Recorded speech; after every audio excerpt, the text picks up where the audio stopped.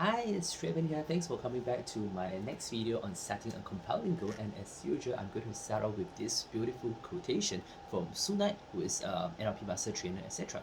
So this goal is the difference between those who succeed and those whose goals last as long as house built on sand lies in their willingness to pay the price. Right. So, for example, are you willing to let go of everything you think you hold dear to achieve what you really want? Right. It's a very thoughtful, deep question here. And this chapter is really about how important is it for you to achieve the goals you wanted to, right? I mean, the truth is, quite a lot of times we set goals that we think it's necessary, but may not be as compelling as we thought it is. So there's three strategies here that will help you to assess. The first one is really the assessment, right? Do you really have a compelling goal? And there's lists of questions to ask yourself. For example, what do you really want, right? Choose something that really excites you. That's a very simple question. And the next question I think is really thought provoking. It's about what would you do if the world was going to end in a week's time? Right, that would really puts you into in touch with what's really important to you. Imagine you have only 1 week left. I'm sure you are going to do something very important. Maybe some goals that you had in mind, but you never got a chance, got a time to do it. But in the last week of the world ending, right, you are going to do it. And what would you do if you knew you couldn't fail, right? A lot of times we have fear of failure, etc. And something just holds us back. But what would you do if you know you couldn't fail? That's also quite powerful. And who wants this goal, right? Is it 100% your personal goal, or is it something that someone else thinks you must do, right? Sometimes it's parents, society, pressure, etc.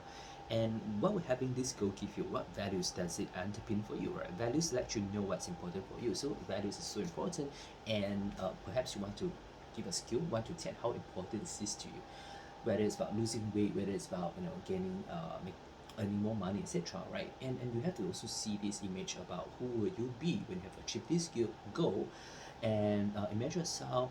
What do you see, hear, and feel, right?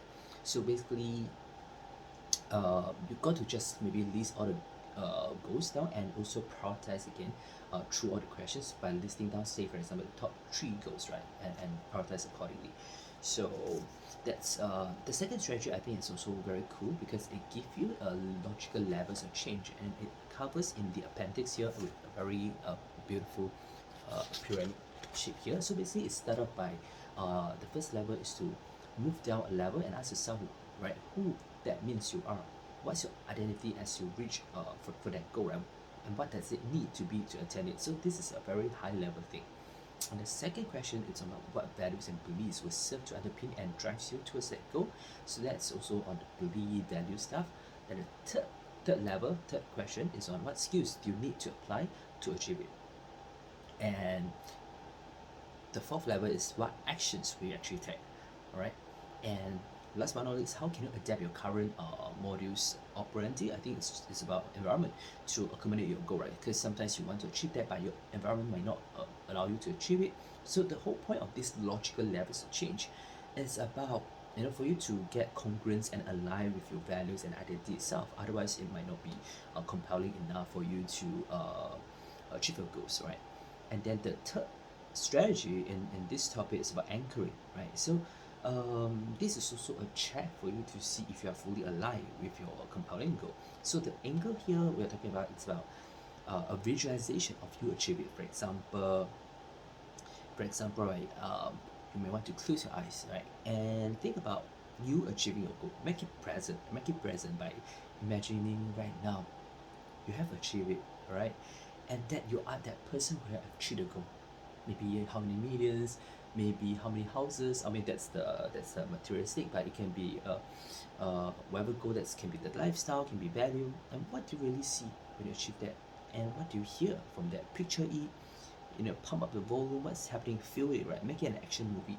And how are you feeling? Be aware of your whole body, right? How are you feeling?